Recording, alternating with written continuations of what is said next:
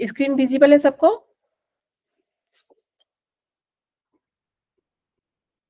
Screen visible है? जी ma'am. ठीक है।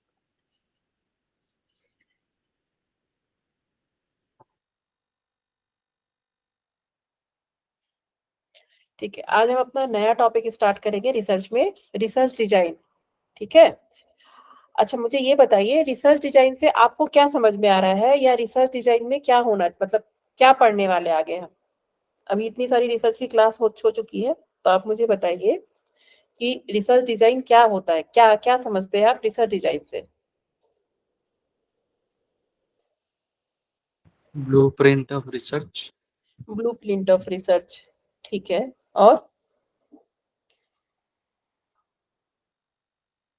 देखिए, ब्लूप्रिंट ऑफ रिसर्च आपका जो है रिसर्च प्रपोजल, जो आप रिसर्च डिजाइन जो बोल रहे हैं, चलिए ठीक है ये भी।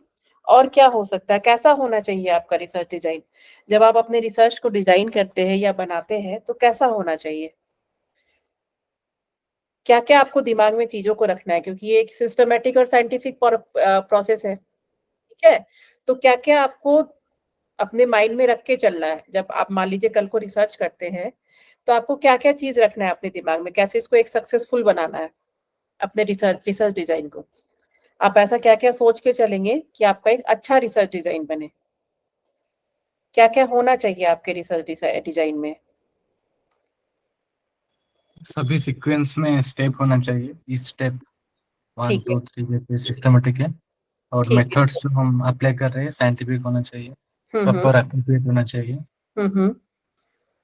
जैसे सैम्पलिंग का टेक्निक कौन सा सुटेबल रहेगा हम्म। किस टाइप ऑफ रिसर्च के लिए, हम्म। तो ये मेथड्स एंड स्टेप्स ये सभी प्रॉपरली प्लान होना चाहिए।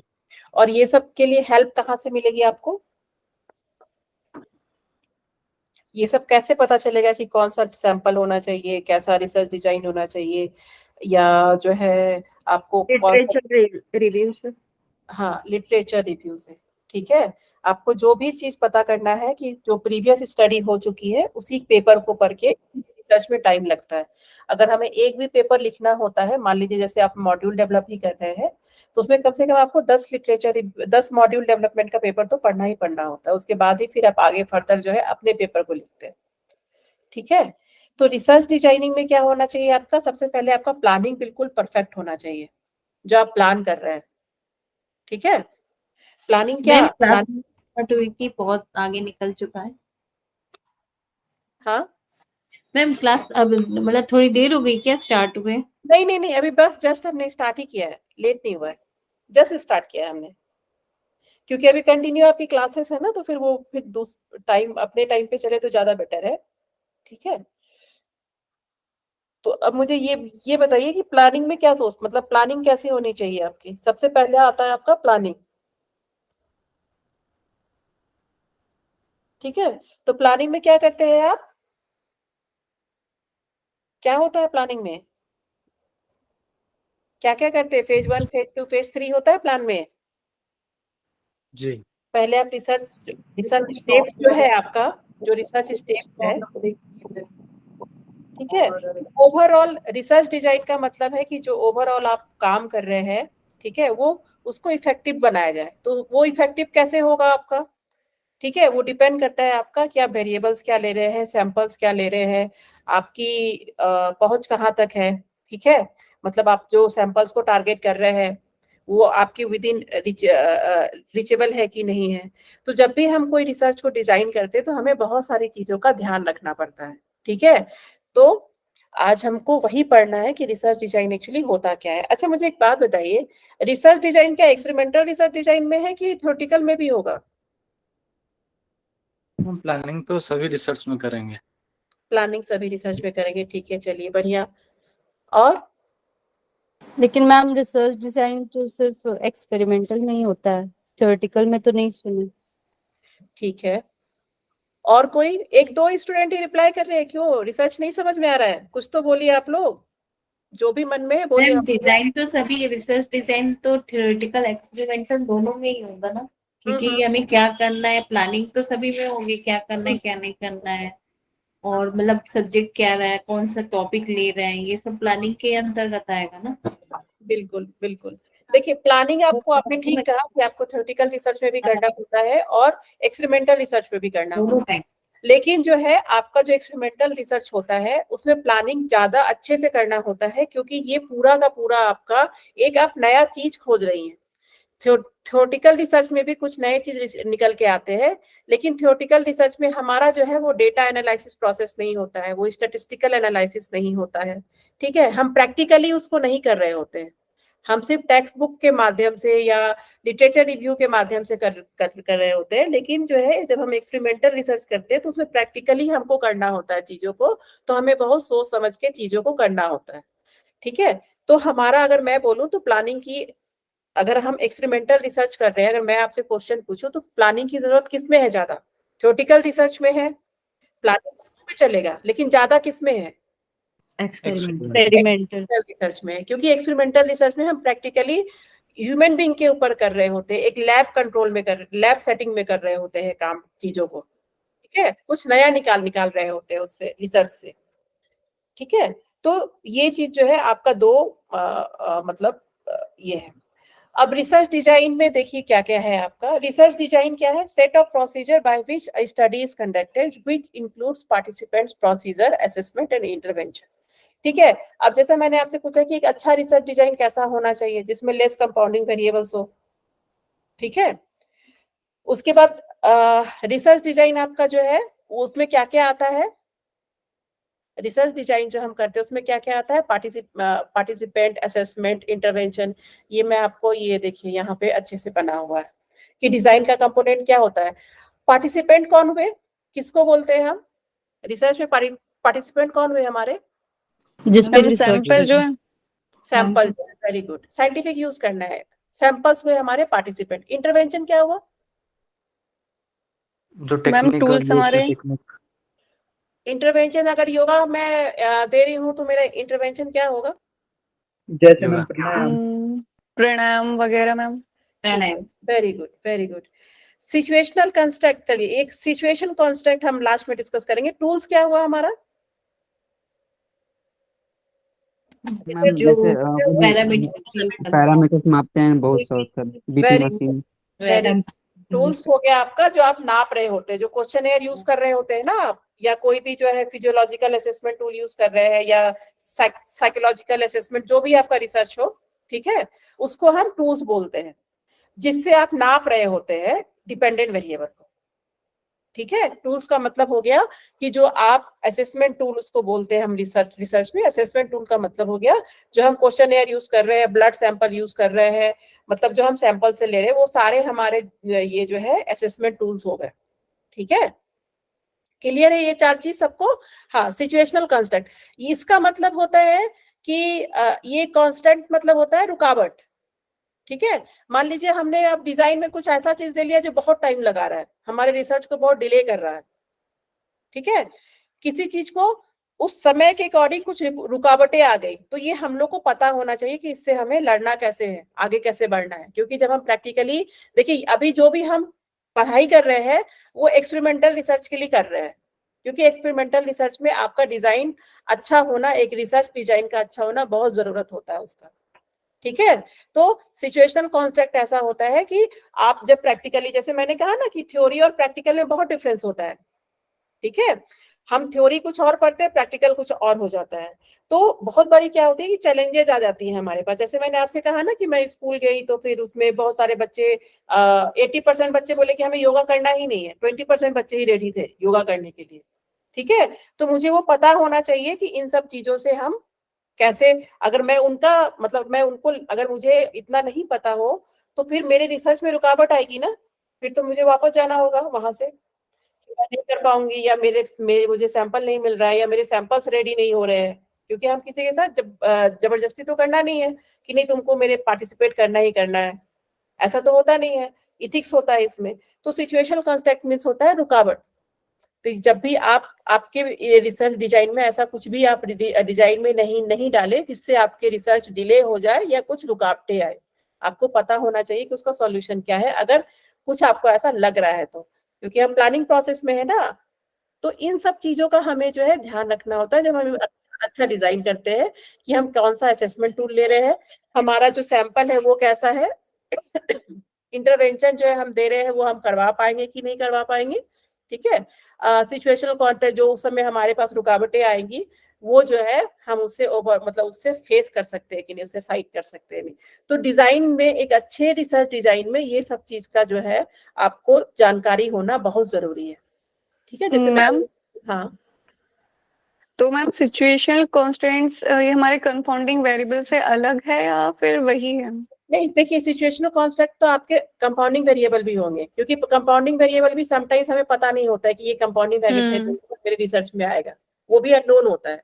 तो वो भी आपका कंपाउंडिंग वेरिएबल भी आपका सिचुएशनल कॉन्स्टेंट में आ गया, मतलब वो ऐसा सिचुएशन आपके रिसर्च में कि जिससे आपको सॉल्यूशन पता हो, ठीक है। ओके। तो और ऐसा होता है, ये बहुत बड़ा फैक्टर है जब हम रिसर्च के लिए प्रैक्टिकली जाते हैं ना, तो ये सब तो फिर भी चलिए लिटरेचर रिव्यू हमें बता देता है कि पार्टिसिपेंट में, इंटरवेंशन में, टूल्स में, लेकिन ये जो है ना, आपको जब आप मैदान में उतरती हो तो ही आपको समझ में आता है कि ये कहाँ दिक्कत हो रही है, ठीक है।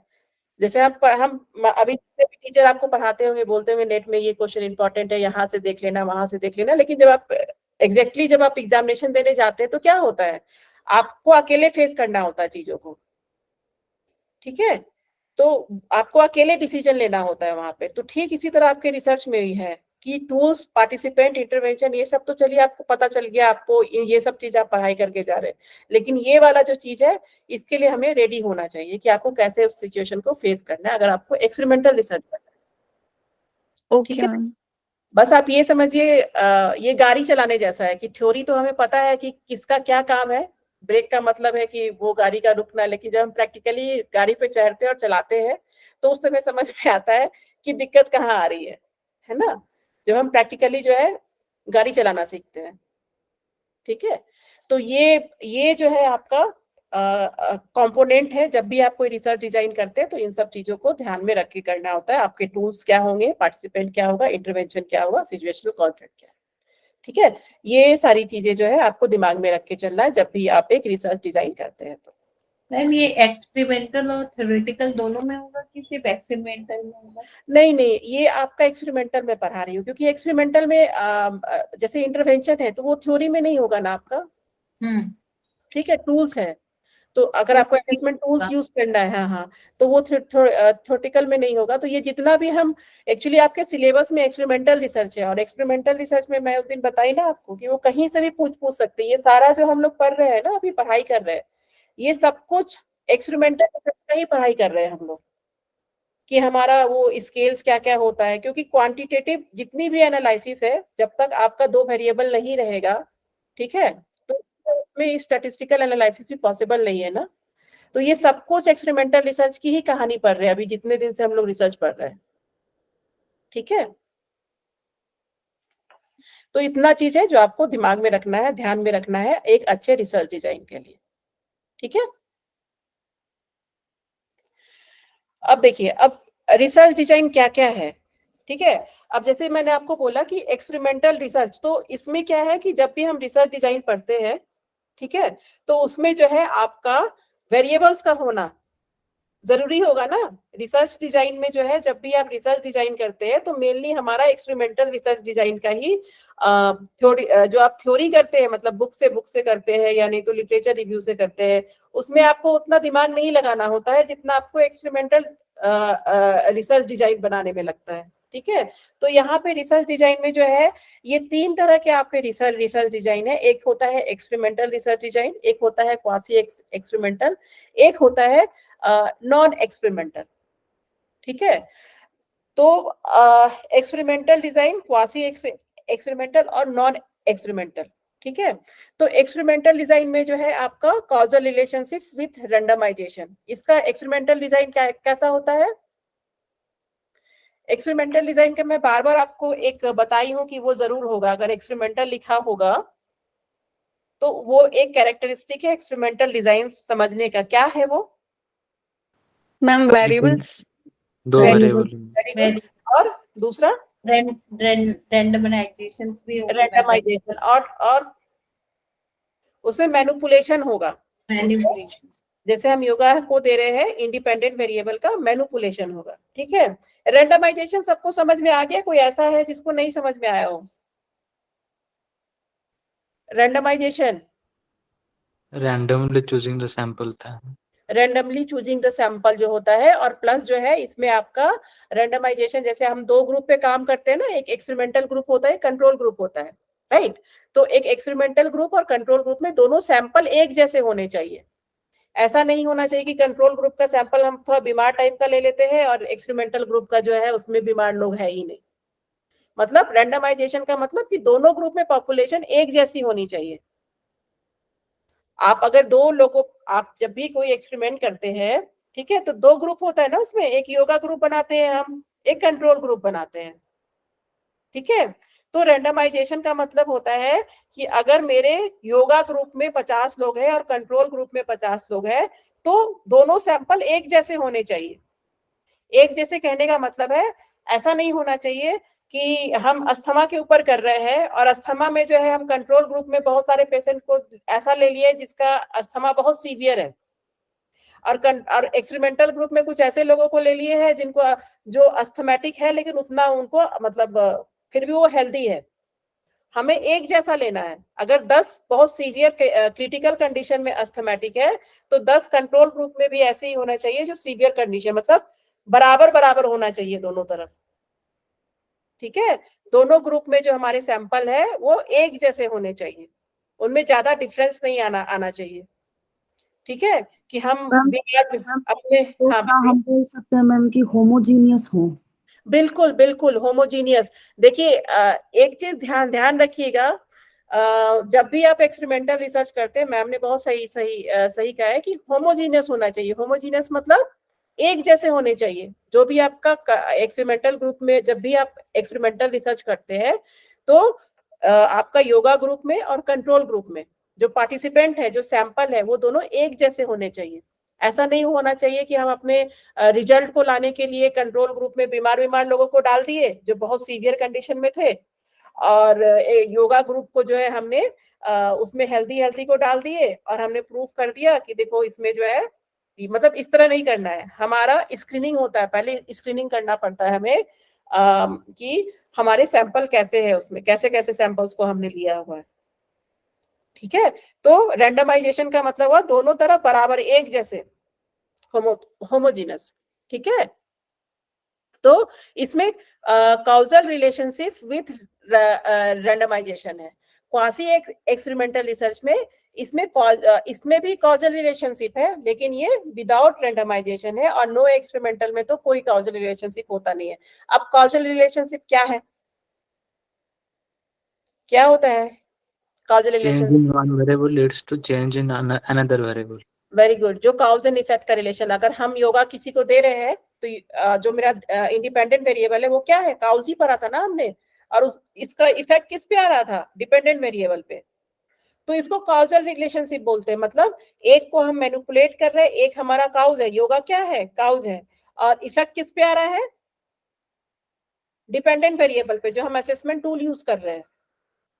अगर हम किसी को योगा दे रहे हैं जो हमारा इंडिपेंडेंट वेरिएबल है, तो इफेक्ट किस पे आ रहा है, अगर मान लीजिए हम जो है अस्थमेटिक लोगों पे कर रहे हैं, ठीक है, तो वो चेक कर रहे हैं ना कि उनका अस्थमा घट रहा है, बढ़ रहा है, उसमें हम टेस्ट लगा रहे हैं।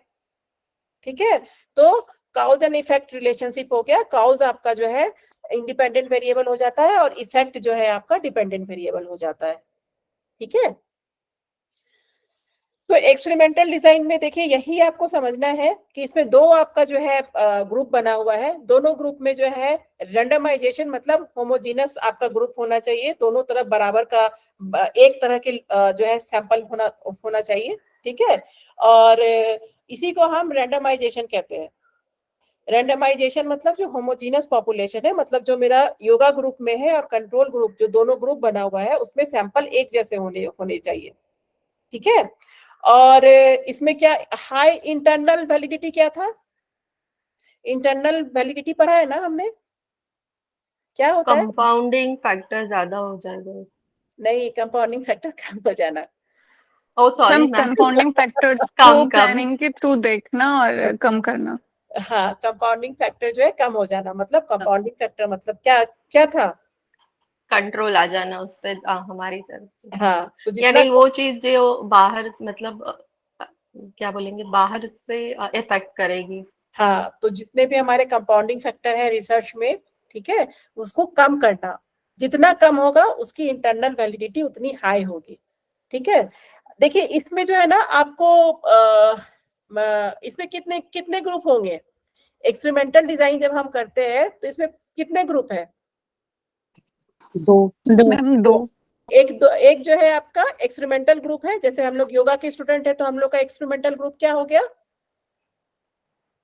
योगा। इंडिपेंडेंट वेरिएबल होगा ना। हाँ, तो योगा हो गया हम लोग का इंडिपेंडेंट वेरिएबल, ठीक है। और दूसरा ग्रुप क्या हो गया? डिपेंडेंट वेरिएबल जिसमें अपना वो नहीं नहीं, निकलता रिजल्ट। नहीं नहीं, ग्रुप देखिए, ग्रुप तो 2 हो रहे हैं ना, एक आपका एक्सपेरिमेंटल ग्रुप हो रहा है, एक कंट्रोल ग्रुप हो रहा है, ठीक है। 2 ग्रुप बना रहे हैं ना, 50 लोगों को हम एक्सपेरिमेंटल ग्रुप में रखते हैं और 50 लोगों को हम कंट्रोल ग्रुप में रखते हैं, ठीक है। तो जब 2 ग्रुप होता है, जब हम योगा और कंट्रोल ग्रुप, जब पढ़ाई, जब इस तरह का एक्सपेरिमेंट होता है तो उसको हम जो है 2 group pre test post test design बोलते हैं, ठीक है। आ रहा है समझ में? देखिए मैं फिगर से आपको समझाती हूँ। देखिए यहाँ पे है ना, यहाँ ग्रुप 2 है ना, एक एक्सपेरिमेंटल ग्रुप है, एक कंट्रोल ग्रुप है, ठीक है। एक बार हम क्या करते हैं, एक बार हम प्री में लेते हैं डेटा, मतलब योगा देने के पहले, और एक बार जो है मतलब योगा देने के पहले हम जो है असेसमेंट टूल जो यूज कर रहे हैं, ठीक है। मान लीजिए कि असेसमेंट टूल हम यहाँ पे कोई भी एक ले लीजिए, जैसे हम थर्मामीटर ही को ही ले लेते हैं, ठीक है। थर्मामीटर हम क्या कर रहे हैं? दोबारा बताना। हाँ जी, टेम्परेचर। थर्मामीटर से क्या कर रहे हैं हम? एक्सपेरिमेंटल ग्रुप में है, कंट्रोल ग्रुप है, तो पहले हम क्या करते हैं, जो 2 ग्रुप 50-50 लोगों का हमने बनाया है, तो पहले जो है हम उनका प्री डेटा लेते हैं। प्री डेटा का मतलब क्या हुआ? इंटरवेंशन देने के पहले, योगा देने के पहले जो है हम उनसे पूरा उनका डिटेल लेते हैं कि उनका हाइट क्या है, वेट क्या है, उनका BMI कितना है, उनका जो है टेम्परेचर कितना है, ठीक है। ये सारी चीजें हम एक बार ले लेते हैं। उनका कोई ब्लड टेस्ट भी है, मान लीजिए अगर डायबिटीज के ऊपर कर रहे हैं तो उनका शुगर लेवल क्या है, ठीक है। तो एक बार हम प्री डेटा लेते हैं दोनों ग्रुप से, एक्सपेरिमेंटल ग्रुप से भी और कंट्रोल ग्रुप से भी, ठीक है। और एक बार जो है हम योगा 1 महीने का, मान लीजिए कि हमारा एक्सपेरिमेंटल मतलब 1 महीने का मैं अपना मॉड्यूल तैयार की हूँ कि 1 महीने में इफेक्ट आएगा, ठीक है। तो 1 महीने तक उनको योगा सेशन देने के बाद मैं फिर से वो सारी चीजें ले रही हूँ जो उनको प्री में ली थी, जितने भी असेसमेंट टूल हमने प्री में यूज किया था, फिर से हम उसको पोस्ट में यूज करते हैं। तभी तो हमको दिखेगा ना कि योगा काम किया या नहीं किया, ठीक है। तो यहाँ पे एक्सपेरिमेंटल ग्रुप जो है आपका एक बार प्री डेटा ले रहे हैं और एक बार पोस्ट डेटा ले रहे हैं। यही काम हम जो है कंट्रोल ग्रुप के साथ भी कर रहे हैं, लेकिन यहाँ पे कोई इंटरवेंशन नहीं दे रहे, मतलब कोई योगा या प्राणायाम, कोई आसन नहीं दे रहे हैं उनको, ठीक है। ये इनको कह रहे हैं कि आप जैसा जो रूटीन में है आप वैसे रूटीन में ही रहिए। और इनका भी दो बार ले रहे हैं, एक बार प्री डेटा ले रहे हैं, एक बार पोस्ट डेटा ले रहे हैं। तभी तो इन दोनों डेटा को हम कंपैरिजन करते हैं ना कि कोई डिफरेंस आया कि नहीं आया, ठीक है। तो इसमें भी देखिए आपका जो एक्सपेरिमेंटल ग्रुप और कंट्रोल ग्रुप बनता है, 50 लोग इसमें है एक्सपेरिमेंटल ग्रुप में, 50 लोग योगा ग्रुप में, आपका एक्सपेरिमेंटल ग्रुप ही योगा ग्रुप है, 50 लोग आपके एक्सपेरिमेंटल ग्रुप में है और 50 लोग आपके कंट्रोल ग्रुप में है, ठीक है। अब इसमें कंट्रोल ग्रुप में भी जो है 3 टाइप का ग्रुप होता है, मतलब तीन टाइप का जो है आपका कंडीशन होता है कंट्रोल में भी, ठीक है। या नहीं तो वो नॉर्मल कंट्रोल ग्रुप होता है, या नहीं तो एक्टिव कंट्रोल ग्रुप होता है, या नहीं तो वेट लिस्ट कंट्रोल ग्रुप होता है। नॉर्मल कंट्रोल ग्रुप क्या हुआ कि उनको जो नॉर्मल वर्क कर रहे हैं, मान लीजिए मैं स्कूल में की, ठीक है, और मेरा नॉर्मल कंट्रोल ग्रुप था, तो नॉर्मल कंट्रोल ग्रुप में क्या होता है कि जो बच्चे पढ़ाई कर रहे हैं, मान लीजिए मैं 2 क्लास के ऊपर की, मानते हैं ऐसा कि एक 9th था एक 10th था, तो 9th को मैं क्या की, आधे बच्चे को जो है मैं जिनको योगा दे रही थी, ठीक है, उनको बोली कि तुम लोग योगा सेशन में जाओ, और जो आधे बच्चे थे उनको बोली कि तुम जो पढ़ाई कर रहे हो, जो तुम्हारी स्कूल की रूटीन चल रही है, तुम उसको ही कंटिन्यू करो। मतलब वो अपने नॉर्मल रूटीन में, आधे बच्चे को मैं कुछ भी नहीं करा रही हूँ जो कंट्रोल ग्रुप के बच्चे हैं, जो एक्सपेरिमेंटल ग्रुप के बच्चे हैं, जो योगा ग्रुप के बच्चे हैं, उनको मैं बोल रही हूँ तुम अपना योगा सेशन कंटिन्यू रखो। मतलब कंट्रोल ग्रुप के बच्चे जो कर रहे हैं मैं उनको करने दे रही हूँ, तो वो हमारा नॉर्मल कंट्रोल ग्रुप होता है। ठीक है, अब अगर आपको कंपैरिजन करना हो तो उसमें एक्टिव कंट्रोल ग्रुप होता है। एक्टिव कंट्रोल ग्रुप का मतलब होता है कि मैं योगा के साथ साथ किसी को जो है फिजिकल एक्सरसाइज भी दे रही हूँ। ठीक है, तो उसको एक्टिव कंट्रोल बोलते हैं कि यहाँ पे हम योगा दे रहे हैं, जो हमारा एक्सपेरिमेंटल ग्रुप है यहाँ पे योगा चल रहा है, और एक्टिव कंट्रोल ग्रुप में क्या हो रहा है कि यहाँ पे हम उसको फिजिकल एक्सरसाइज दे रहे हैं, मतलब कुछ भी दे रहे हैं, कुछ भी इंटरवेंशन दे रहे हैं, उनको खाली नहीं बोल रहे कि तुम सिर्फ पढ़ो। ठीक है, और तीसरा होता है wait list control group, means कि हम जो है योगा, जिसको योगा दे रहे हैं, अगर हमें टाइम मिलेगा, अगर रिसर्चर को टाइम मिलेगा, अगर टाइम होता है, ठीक है, तो रिसर्च के बाद, रिसर्च खत्म होने के बाद जो है उनको हम मतलब वेट लिस्ट में रखते हैं, मतलब इनको वेटिंग पीरियड में रखते हैं कंट्रोल ग्रुप को। फिर हम बाद में अगर हम रिसर्चर को टाइम मिलता है तो हम उनको देंगे, हम उनको योगा मतलब इंटरवेंशन देंगे रिसर्च के बाद, लेकिन ड्यूरिंग रिसर्च नहीं। ठीक है, तो ये लास्ट वाला एक बार फिर से बताइए। वेट लिस्ट में आपने बोला कि रिसर्चर को हाँ, वेट करना रहता है कि मतलब जो योगा वाले को इंटरवेंशन देना है, क्या है? नहीं समझ। क्या होता है ना कि इथिकली, रिसर्च में अगर इथिक्स देखा जाए ना, तो इथिकली ये अच्छा नहीं माना जाता है कि आप एक को जो है कुछ दे रहे हैं और एक को कुछ भी नहीं दे रहे हैं। ये अनइथिकल प्रैक्टिस माना जाता है रिसर्च में। ठीक है, तो इसीलिए बहुत सारे रिसर्च ऐसे होते हैं कि उनको वेट लिस्ट में रखा जाता है। वेट लिस्ट कहने का मतलब कि वेटिंग पीरियड में रखा जाता है कि जब रिसर्चर का रिसर्च खत्म हो जाएगा तो जितने भी कंट्रोल ग्रुप वाले थे उनको भी योगा इंटरवेंशन मिलेगा, मतलब रिसर्चर उसको भी योगा देगा, ऐसा होता है अगर टाइम मिला तो। इसमें कोई कंपलसरी नहीं है वो, इसीलिए इसको वेट लिस्ट बोला गया है। ठीक है, कंट्रोल ग्रुप, ये तीनों टाइप्स ऑफ कंट्रोल ग्रुप है। तो नॉर्मल कंट्रोल ग्रुप में तो वो नॉर्मल रूटीन में है। एक्टिव कंट्रोल ग्रुप में क्या है कि इनको भी कुछ मिल रहा है, मतलब योगा के साथ साथ हम इस कंट्रोल ग्रुप को भी कुछ दे रहे हैं। और वेट लिस्ट में क्या है कि उनको वेटिंग पीरियड में रखा जा रहा है, मतलब जब रिसर्च खत्म हो जाएगा, रिसर्चर के पास टाइम होगा, तो उनको जो है उनको भी योगा इंटरवेंशन मिलेगा, उनको भी इंटरवेंशन दिया जाएगा।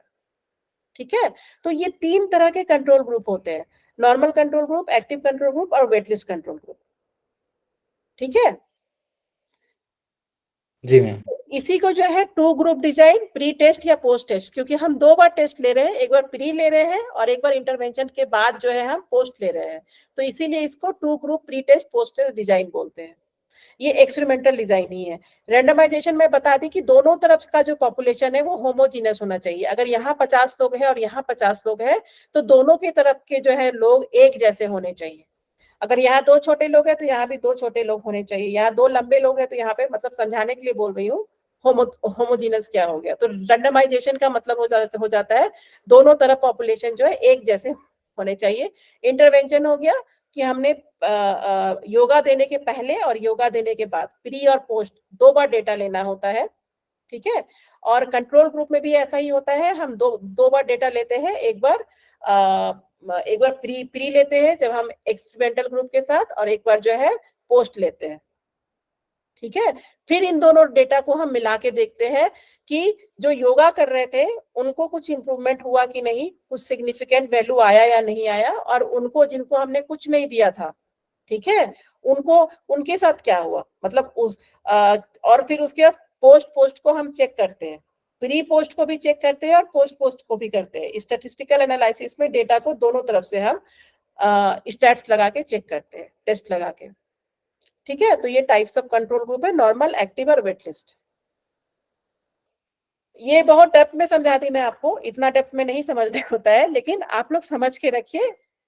ठीक है, कि ये होता कैसे है, ये समझ में आया। ऐसे तो प्री और पोस्ट हम लोग शुरू से पढ़ रहे हैं कि जब भी कोई एक्सपेरिमेंटल डिजाइन होता है तो उसमें 2 ग्रुप होता है, एक जो है आपका एक्सपेरिमेंटल ग्रुप होता है और एक आपका पोस्ट जो है आपका एक कंट्रोल ग्रुप होता है। ठीक है, एक बार हम प्री डेटा लेते हैं, एक बार इंटरवेंशन देने के बाद पोस्ट डेटा लेते हैं, और कंट्रोल ग्रुप में भी हम ऐसा ही करते हैं। ठीक है, ये टाइप्स ऑफ कंट्रोल ग्रुप है आपके। ठीक है, क्लियर है सभी को, इसमें कोई दिक्कत तो नहीं है? मैडम लास्ट वाला क्लियर नहीं हो रहा है कि ये कब करेंगे कंट्रोल, मतलब ये आपने बोला कि टीचर के पास जाएंगे। जैसे मैं आपको बताई ना कि इथिकल प्रैक्टिस नहीं होता है, मतलब इथिकल प्रैक्टिस कहने का मतलब कि हम एक को कुछ दे रहे हैं और एक को कुछ भी नहीं दे रहे हैं।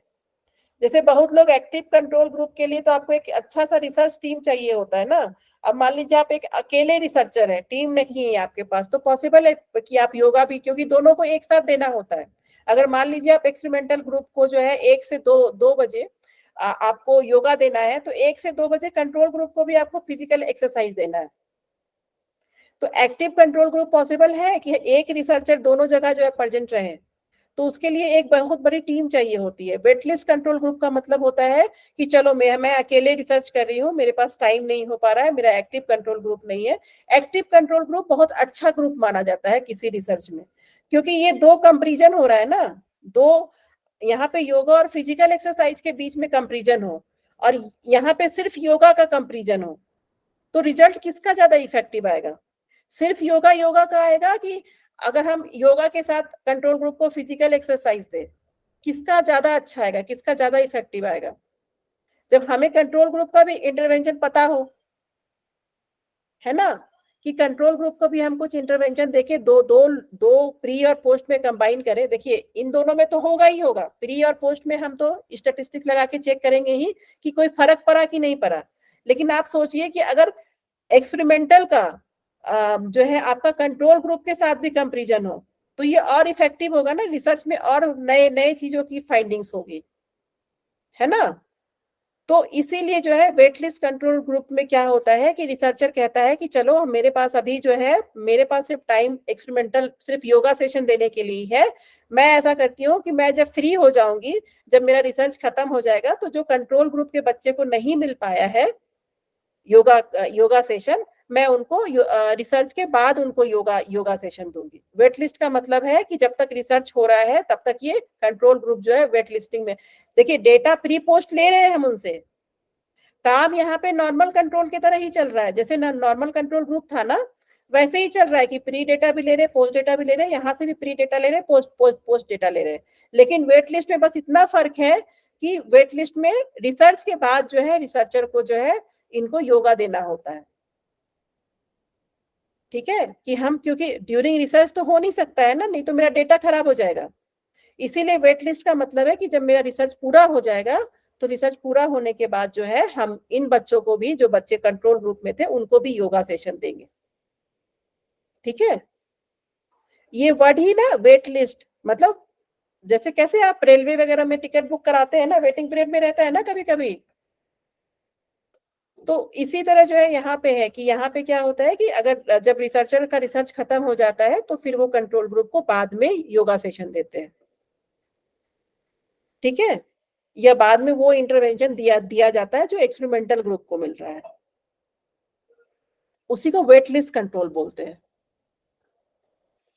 मैम माने कि ये सब रिसर्च में जो बाद में दिया गया है वो रिसर्च रिलेटेड नहीं रहेगा, सिर्फ नहीं, ये रिसर्च से दे रहे हैं। रिलेटेड, ये एक इथिकल प्रैक्टिस है। मतलब वेट लिस्ट को जो है इसलिए ये दिया गया है कि हम रिसर्च में जो है एक ग्रुप को आप कुछ दे रहे हैं और एक को कुछ भी नहीं दे रहे, तो ये अनइथिकल प्रैक्टिस माना जाता है। तो इसको इथिकल बनाने के लिए एक वेट लिस्ट कंट्रोल ग्रुप आ गया है।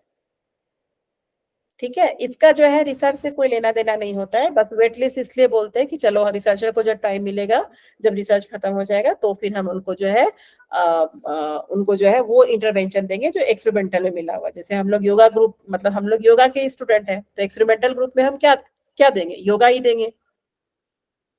ठीक है, तो इनको बाद में योगा सेशन मिलेगा। जी मैम। आया समझ में? तो इसको वेट लिस्ट कंट्रोल बोलते हैं। नॉर्मल जैसे कि अपने नॉर्मल रूटीन में रहते हैं। एक्टिव मतलब कि आप कंट्रोल ग्रुप में कुछ दे रहे हैं, और वेट लिस्ट मतलब आप इसको वेटिंग पीरियड में, रिसर्च के बाद जो है आप इनको भी करवाएंगे प्रैक्टिस। हाँ, कोई कुछ बस मैं यही समझना था कि ये रिसर्च में काम आता है कि नहीं आता, क्लियर हो गया। नहीं, ये वेट लिस्ट वाला जो है वो बस आपका इथिकल प्रैक्टिस है। इसको इथिकल बनाने के लिए वेट लिस्ट कंट्रोल ग्रुप एक आया हुआ है, और ऐसा कुछ भी नहीं है। मैम जैसे कि मान लीजिए कि जो वर्ल्ड हेल्थ ऑर्गेनाइजेशन का क्वालिटी ऑफ लाइफ इंडेक्स है, हाँ। तो अगर जिम में जैसे जो डेली लोग जाते हैं जिम करने के लिए, ठीक है, तो एक अगर हम एक्सपेरिमेंटल ग्रुप ले ले एक सर्टेन एज का, कि से 20 से 30 साल के लोग हैं, 25 सपोज 30 या 50 लोग हैं वहाँ, उनका हमने किया। और उसी दूसरे ग्रुप में उनका भी हमने वो जिम भी जाते हैं और फिर उनका एक जो नॉर्मल योगा प्रोटोकॉल है उनका भी एक सेशन लेते हैं।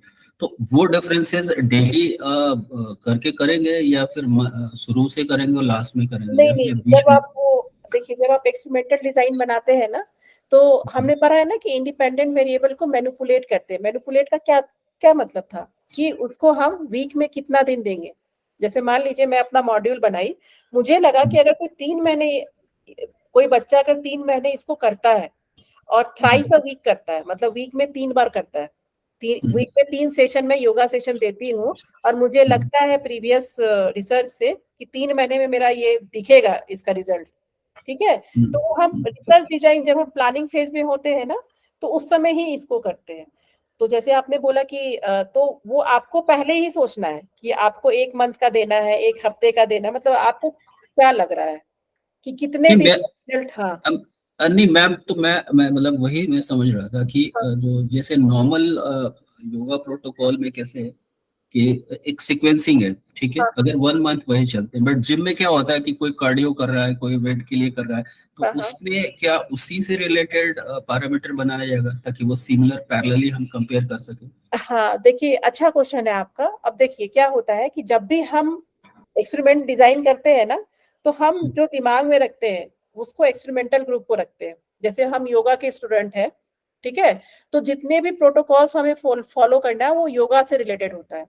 कंट्रोल ग्रुप को अगर आप कुछ दे रहे हैं, ठीक है, अगर मान लीजिए कि कोई जिम में कार्डियक के लिए कर रहे हैं या कोई वेट लूज के लिए कर रहे हैं, ठीक है, तो आपको मेंशन करना होगा इस चीज को पेपर में। जैसा मैंने कहा कि हर पेपर का अपना एक लिमिटेशन होता है, लेकिन हमें ध्यान जो अपना रिसर्च डिजाइन बनाते हैं वो एक्सपेरिमेंटल ग्रुप को ध्यान में रखते हुए बनाना होता है।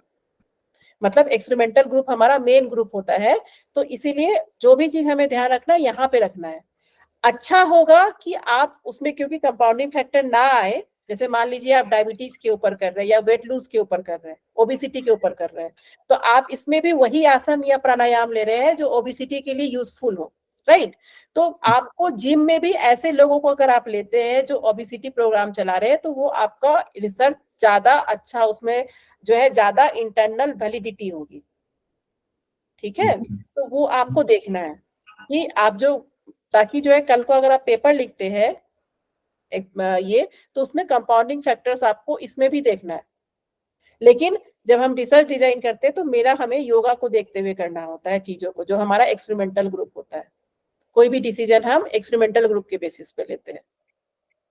तो ये जो वर्ल्ड हेल्थ ऑर्गेनाइजेशन का क्वालिटी ऑफ इंडेक्स जो है, जो शॉर्ट फॉर्म किया गया है 26 का, तो वो अगर आप बोलेंगे तो मैं एक बार आपको व्हाट्सएप करूंगा, आप मुझे गाइड कर पाएंगे क्या कि कैसे, मतलब वो पैरामीटर एग्जैक्टली सही है या फिर उसमें और कुछ उसमें आप स्क्रीनिंग कर लीजिए। देखिए सबसे अच्छा है ना कि जब भी हम कोई एक्सपेरिमेंटल रिसर्च करते हैं तो हम स्क्रीनिंग करते हैं पहले। स्क्रीनिंग का क्या मतलब होता है, अब जैसे कि मैं आपको छोटा सा एग्जांपल देती हूँ कि मैं मोबाइल एडिक्शन पे कर रही हूँ मानिए, ठीक है, तो मेरे सैंपल्स हेल्दी हैं, हेल्दी सैंपल पे कर रही हूँ, लेकिन जो मेरे सैंपल में आएंगे, जो मेरे सैंपल होंगे वो तो एडिक्टेड बच्चे होंगे ना जी। तो उसके लिए मुझे एक स्क्रीनिंग करना होगा कि किस बच्चे का मोबाइल एडिक्शन स्केल पे मींस नॉर्मल से ज्यादा आ रहा है, ठीक है, नॉर्मल से ज्यादा यूजेज आ रहा है, उन बच्चों को ही मैं अपने ग्रुप में लूंगी। जैसे मान लीजिए मैं स्कूल गई, तो स्कूल के सारे बच्चे तो एलिजिबल नहीं है ना मेरे रिसर्च के लिए, वो बच्चे एलिजिबल होंगे जो मोबाइल ज्यादा देखते हैं। उसी तरह आपका जो क्वेश्चन है एक्सपेरिमेंटल ग्रुप और कंट्रोल, मतलब जिम और इसका, ठीक है, आपको एक स्क्रीनिंग करना होगा छोटा सा कि जो लोग आप जिसको कंट्रोल ग्रुप में रख रहे हैं उसके लिए, यानी तो आप खुद से कोई क्वेश्चन बनाइए, क्वेश्चनेयर बनाइए खुद से, या नहीं तो अगर कोई क्वेश्चनेयर अवेलेबल है ऑलरेडी वैलिडेटेड, तो ये मैम क्वेश्चन तो है ना WHO का, वर्ल्ड हेल्थ ऑर्गेनाइजेशन का क्वालिटी ऑफ इंडेक्स, ये लाइफ इंडेक्स वाला जो है 26 क्वेश्चंस, मैं वही बोल रहा हूँ कि अगर आप बोलेंगे तो मैं आपको व्हाट्सएप करूंगा, तो आप मुझे थोड़ा गाइड कर दीजिए। ठीक है, आप मुझे व्हाट्सएप कर दीजिए। जी ठीक, मैं व्हाट्सएप पे फिर वो ज्यादा अच्छे से क्लियर हो जाएगा। जी जी। Thank you. इतना सबको समझ में आ गया कि कंट्रोल ग्रुप एक्सपेरिमेंटल ग्रुप क्या होता है, रेंडमाइजेशन क्या होता है, कंट्रोल ग्रुप नॉर्मल रूटीन में है तो नॉर्मल कंट्रोल ग्रुप है। अगर हम कंट्रोल ग्रुप को भी कुछ दे रहे हैं, जैसे फिजिकल एक्सरसाइज दे रहे हैं या कोई आयुर्वेदा का कुछ दे रहे हैं, तो वो हमारा एक्टिव कंट्रोल ग्रुप हो गया। और वेटलिस्ट कंट्रोल ग्रुप हो गया, जिसमें रिसर्चर जो है बाद में रिसर्च होने के बाद कंट्रोल ग्रुप को कुछ दे दे, मतलब जो भी हम जैसे योगा सेशन दे रहे हैं, आसन दे रहे हैं, प्राणायाम दे रहे हैं, जब रिसर्च खत्म हो जाता है तो फिर हम बाद में कंट्रोल ग्रुप को भी करवाते हैं वो चीज हम कंट्रोल ग्रुप को भी देते हैं। ठीक है, तो ये टाइप्स ऑफ कंट्रोल ग्रुप था आपका, नॉर्मल, एक्टिव, वेटलिस्ट, और ये आपका जो है एक्सपेरिमेंटल ग्रुप, कंट्रोल ग्रुप। इसमें कोई है किसी को कुछ पूछना हो, कुछ समझ में ना आया हो?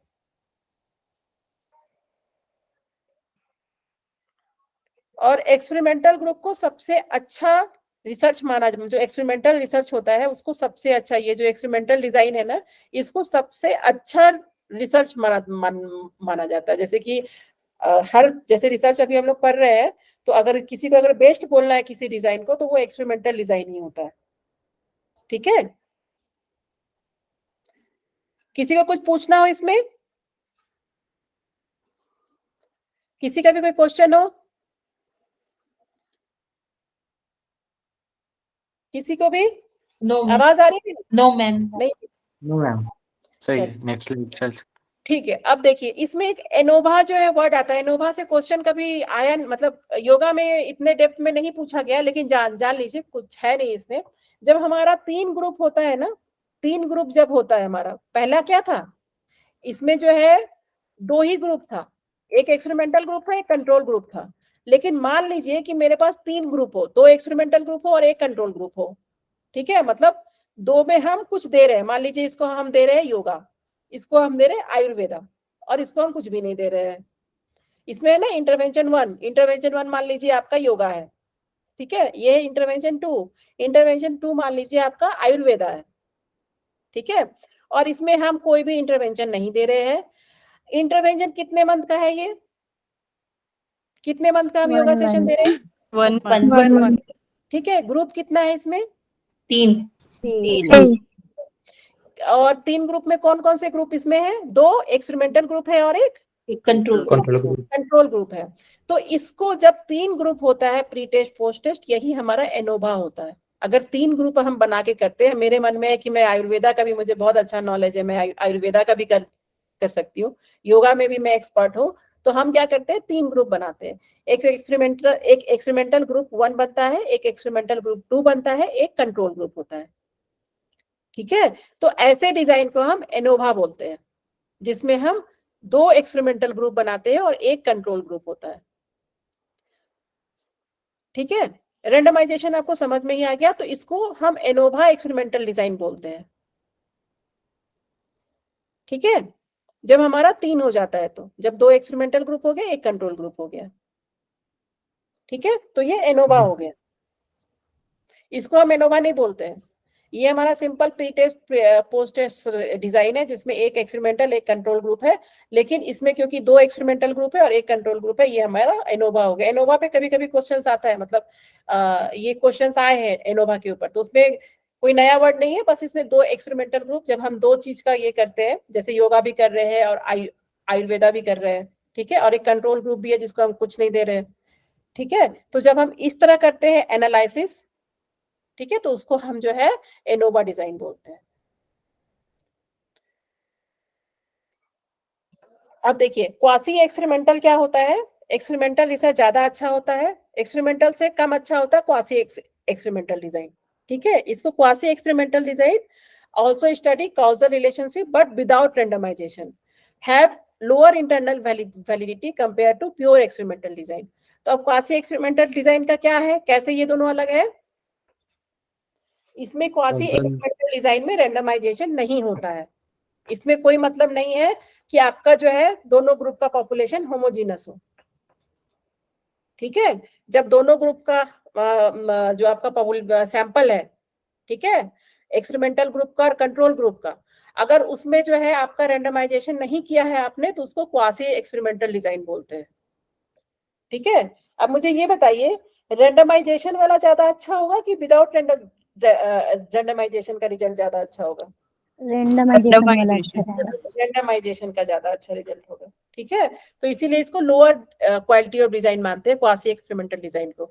लेकिन कुछ रिसर्चेज ऐसे हैं कि जिसमें हमें क्वासी एक्सपेरिमेंटल डिजाइन को ही करना पड़ता है, उसमें एक्सपेरिमेंटल डिजाइन पॉसिबल नहीं हो पाता है, ठीक है। लेकिन डिजाइन का अगर पूछे कोई बेस्ट डिजाइन कौन सा है तो वो एक्सपेरिमेंटल डिजाइन है, क्वासी एक्सपेरिमेंटल, बस इतना ही फर्क है कि इसमें रैंडमाइजेशन नहीं कर पाते हैं। मैम ठीक कौन है। सा केस में क्वासी अप्लाई करेंगे? नहीं, कौन सा एग्जाम्पल आएगा इसमें मैम? बहुत सारे हैं। अब मुझे भी जो है क्वासी एक्सपेरिमेंटल डिजाइन में चलिए कल इसका एग्जांपल मैं लेके आती हूँ, जी मैम। ठीक है। कल मैं इसका एग्जांपल बता दूंगी। बस इतना ध्यान रखिए कि इसमें रैंडमाइजेशन नहीं कर पाते हैं हम, या नहीं तो हो सकता है सैंपल साइज कम होता हो इसका। जैसे बहुत सारे रिसर्च है ना, जैसे मैं उस दिन आपको बताई थी, जैसे एड्स के पेशेंट है, कोई कैदी है, तो इन सब में रैंडमाइजेशन तो तभी पॉसिबल है ना जब आपका सैंपल साइज बड़ा हो। छोटे सैंपल साइज पे ये कैसे करेंगे? मान लीजिए कि मेरे पास सैंपल साइज छोटा है, मान लीजिए मेरे पास 10 ही सैंपल है, मुझे 10 पे ही करना है रिसर्च। जो जिस बीमारी पे मैं कर रही हूँ वो ज्यादा नहीं है। जैसे मान लीजिए कि आपको किसी कैदी के ऊपर करना है, मुझे कैदी ज्यादा नहीं मिल रहा है, जो मर्डरर्स होते हैं, ठीक है, मुझे 10 ही मिले, तो उसमें रैंडमाइजेशन पॉसिबल है? नहीं। नो। तो जब भी छोटा सैंपल साइज होता है तो उसमें हम क्वासी एक्सपेरिमेंटल डिजाइन ही हो जाता है वो। वेट लॉस में तो कर सकते हैं मैम, क्योंकि हाँ, आयुर्वेदा का भी सबसे अच्छा वो है कि बिल्कुल बिल्कुल, तो आपको है ना? बहुत सारे मिलेंगे। कोविड के बाद तो जी मतलब बहुत लोगों को जो है ओबीज हो गए हैं, ठीक है, जिनका बीएमआई इंडेक्स पे जो है बहुत बहुत ज्यादा है, 24 से ज्यादा आ रहा है, ठीक है। तो ये आपका जो है क्वासी एक्सपेरिमेंटल डिजाइन, जब आपका जो है सैंपल साइज छोटा होता है तो उसमें हमें रैंडमाइजेशन हम तभी करते हैं जब सैंपल साइज बड़ा हो। छोटे सैंपल साइज के लिए हमेशा हमें क्वासी एक्सपेरिमेंटल डिजाइन को ही चूज करना होता है, मैम ठीक है। इसमें तो आखिर वाला लाइन है, हम्म। एनोवा डिजाइन विदाउट रैंडमाइजेशन, तो अच्छा, इसमें भी 3 ही ग्रुप होते हैं क्या? नहीं, एनोवा देखिए इसमें भी होगा, क्वासी में भी होगा।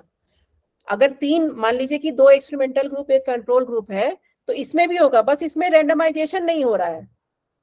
हाँ मैम, वही पूछ रही थी मैं कि आपने बोला 3 ग्रुप होंगे एनोवा में, तो मुझे वही पूछना था। हाँ थैंक यू। हाँ, एनोवा वर्ड जब भी आप देखिए ना, जहां भी आपका एनोवा डिजाइन लिखा हो, कंफ्यूज मत होइएगा, एनोवा कुछ भी नहीं है, बस इसमें दो एक एक्सपेरिमेंटल होगा ना एक्सपेरिमेंटल मैम, दो एक्सपेरिमेंटल हाँ एक कंट्रोल, 2 एक्सपेरिमेंटल होगा, एक कंट्रोल हो जाएगा उसमें। हाँ, 2 एक्सपेरिमेंटल ग्रुप और एक कंट्रोल ग्रुप हो जाएगा इसमें, ठीक है। अब जैसे मान लीजिए आपको देखना है कि कौन सा ज्यादा अच्छा है, कौन सा ज्यादा इफेक्टिव है, आयुर्वेदिक ट्रीटमेंट ज्यादा इफेक्टिव है कि योगा ट्रीटमेंट ज्यादा इफेक्टिव है, तो इसमें क्या करना होगा, हमें 2 ग्रुप बनाना होगा ना। अगर हमें कंपैरिजन करना होगा 2 चीजों को कि कौन ज्यादा अच्छा है। अगर मुझे अस्थमा है और मैं पूछूं कि मैं योगा ट्रीटमेंट लूं, योगा के थ्रू ठीक करूं कि आयुर्वेदा के थ्रू ठीक करूं, तो रिसर्च पेपर देखना होगा ना कि किसका ज्यादा अच्छा आया है, रिजल्ट आया है, योगा इंटरवेंशन का ज्यादा अच्छा है कि आयुर्वेदा का ज्यादा अच्छा है। तो उस केस में हम क्या करेंगे, एनोवा डिजाइन करेंगे, ठीक है। ठीक है, समझ में आ रहा है? मैम हाँ मैम जैसे एक्सपेरिमेंटल डिजाइन में तो हमने 2 करा सबको, सैंपल्स को। हाँ हाँ, क्या क्या, आपकी आवाज नहीं आई थी, बताइए फिर से, क्वेश्चन फिर से पूछिए। 2 ग्रुप से मैम बना। जैसे एक्सपेरिमेंटल डिजाइन है ना, तो उसमें तो हमने जो 2 ग्रुप बनाए हैं, तो वो उसमें रेंडमाइजेशन हमने करा है, उसमें जो हाँ सैंपल्स का रेंडमाइजेशन करा है। तो हाँ, इसमें जो हम 2 ग्रुप में डिवाइड करते हैं, एक कंट्रोल ग्रुप में और एक एक्सपेरिमेंटल ग्रुप में, वो डिवीजन कैसे करते हैं? वो डिवीजन कैसे करते हैं? वो डिवीजन वो आप खुद से करते हैं, मतलब उसमें जैसे मान लीजिए कि आपको सिंपल रैंडम सैम्पलिंग लेना है, ठीक है, तो सिंपल रैंडम सैम्पलिंग में आपके पास 100 पॉपुलेशन है, यानी तो आप कंप्यूटर से कर सकते हैं कि उन 100 को आप कंप्यूटर पे जो है एक्सेल शीट में डालिए, और इस तरह का सॉफ्टवेयर आता है कि जो आपको रैंडमाइज करके देता है, ठीक है। या नहीं तो जो है अगर आप ऑर्डर बताया था मैम आपने, ऑर्डर इवन इसी में ही बताया था ना, ए और बी ग्रुप का 2 बहुत सारा रहा है सैंपल साइज, तो हम ऑर्डर इवन में लेते हैं। बिल्कुल ऑड और इवन में हो सकता है। अगर आप जो है मान लीजिए कि अगर आपके पास जो है 100 सैंपल है, ठीक है, एक तो होता है कि सॉफ्टवेयर के थ्रू आप कीजिए, सॉफ्टवेयर अवेलेबल है मार्केट में। अगर मान लीजिए कि सॉफ्टवेयर भी पॉसिबल नहीं है और आपको मैं बोलूं कि आपको मैंने कंट्रोल ग्रुप में डाल दिया, आप बोलेंगे नहीं मुझे तो योगा ग्रुप में रहना है, ऐसा होगा ना?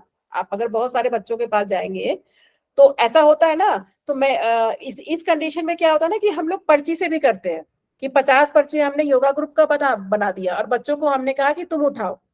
तो जिसके पास योगा ग्रुप का आया वो योगा ग्रुप में गया और जिसके पास जो है कंट्रोल ग्रुप का आया वो कंट्रोल ग्रुप में चला गया। ठीक है। तो मैम इसमें जो डिवीजन होगा वो 50-50 होगा या फिर रेशियो क्या होगा उनका? देखिए 50-50% ही होता है, ऐसे होता है 50-50% है अगर हम थ्योरी पढ़े तो। लेकिन जब हम बहुत बारी क्या होता है कि जब 3 महीने प्रैक्टिकल सेशन लेना होता है तो ड्रॉप आउट्स मतलब कि बहुत सारे बच्चे बोलते हैं हम नहीं कर पाएंगे, बहुत सारे बच्चे एब्सेंट हो जाते हैं जब हमारा लास्ट डे हमें उनसे डेटा लेना होता है। तो ऐसे में क्या होता है, ड्रॉप आउट्स हो जाता है रिसर्च में। तो वो हमें लिखना पड़ता है कि हमने 50-50 का ही सैंपल लिया था, लेकिन कंट्रोल ग्रुप से और इस ग्रुप से मतलब एक्सपेरिमेंटल ग्रुप से 4 लोग ड्रॉप आउट हो गए, मतलब 4 लोग कम थे क्योंकि बच्चों का एग्जाम खत्म हो गया था या बच्चे बीमार हो गए थे, तो हम उनसे पोस्ट डेटा नहीं ले पाए। लेकिन हमें सैंपल साइज जो है 50-50 है तो 50-50 ही होना चाहिए। और अगर ड्रॉप आउट हो गया है किसी भी वजह से तो हमें पेपर में लिखना होता है कि एक्सपेरिमेंटल ग्रुप से इतने लोग जो है जब हम पोस्ट डेटा ले रहे थे तो उस समय ड्रॉप आउट हुआ था, मतलब वो लोग प्रेजेंट नहीं थे उस टाइम में। ठीक है, तो हमारा सैंपल साइज जो है लास्ट में जो है 50 के बदला 40 हो गया। नहीं मैम, जैसे उसमें भी रेंडमाइजेशन कर रहे हैं हम, 50-50 डिवाइड कर रहे हैं और रैंडमली हमने उसमें सेलेक्ट करा है किसी को भी हाँ। एक्सपेरिमेंटल में।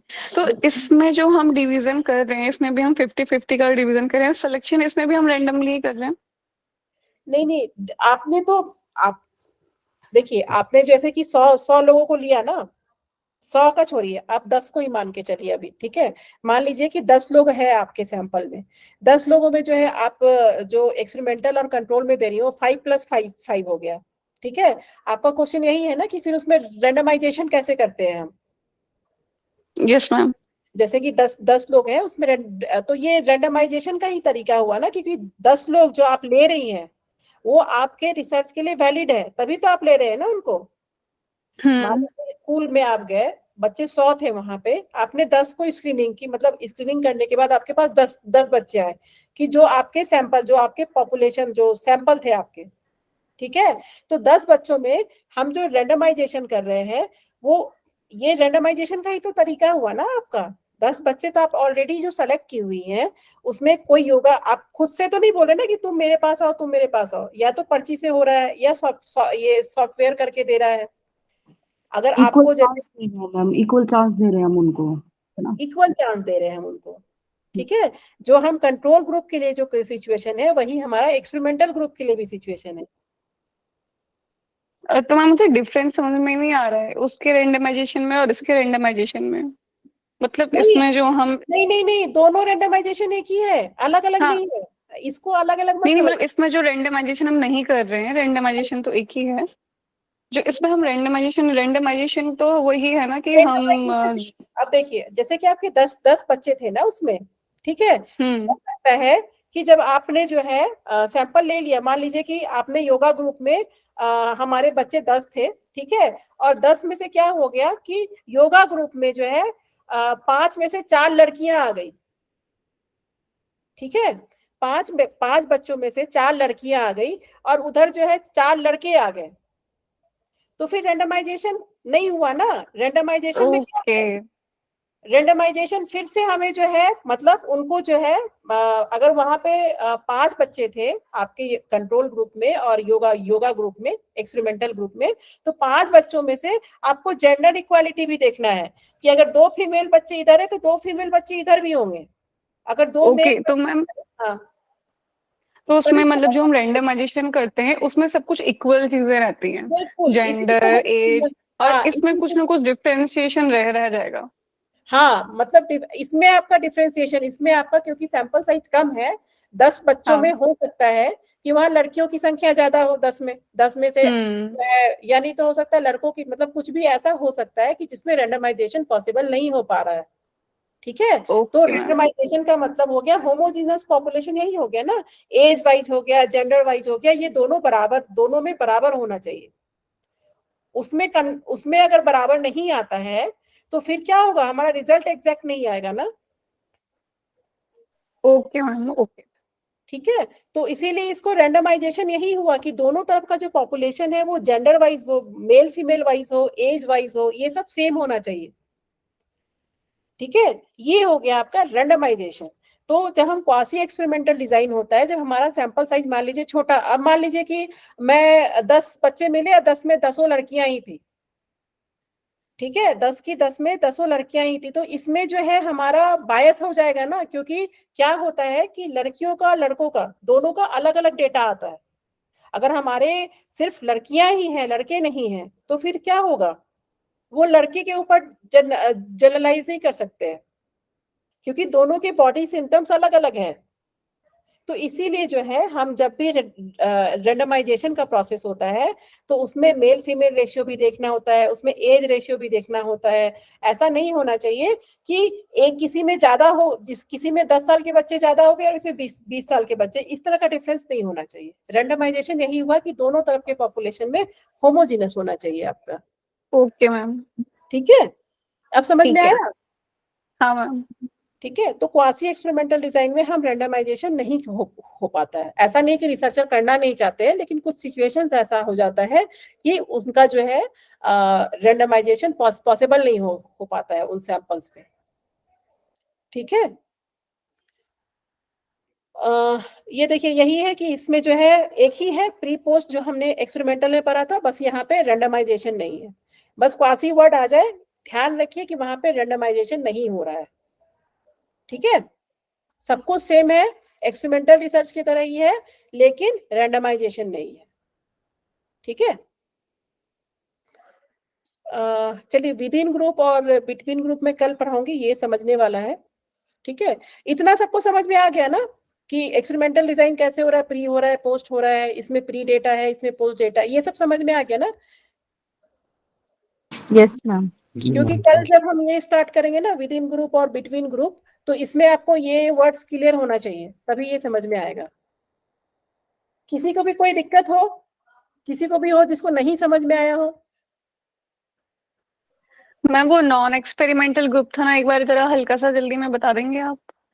नॉन, अच्छा, जिस दिन हम पढ़ेंगे ना नॉन एक्सपेरिमेंटल ग्रुप को, उस दिन हम ये करेंगे। अभी फिलहाल 2 चीज हमने पढ़ा है आज, ये दोनों सबको क्लियर है ना। Yes ma'am. तो जो नॉन एक्सपेरिमेंटल डिजाइनर्स को हम जब हमारा टॉपिक शुरू होगा तब फिर मैं उसको बताऊंगी।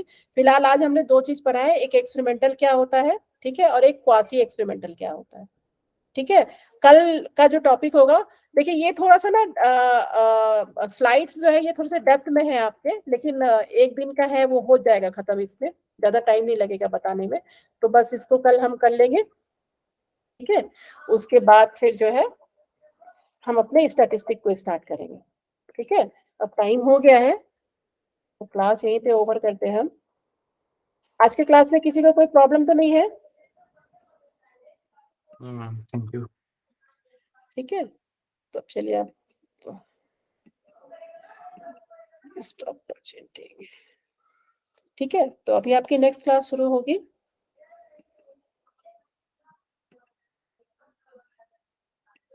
5 बजे तो है।